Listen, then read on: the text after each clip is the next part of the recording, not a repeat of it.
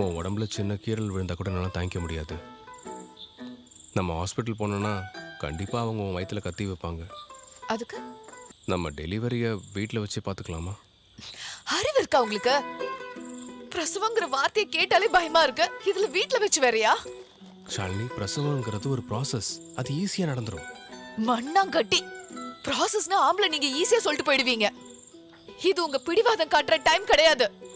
நான் என் கையால் எத்தனை மாட்டுக்கு பிரசவம் பார்த்துருக்க தெரியுமா? மாட்டுக்கு பிரசவம் பாக்குற மாதிரியா இது?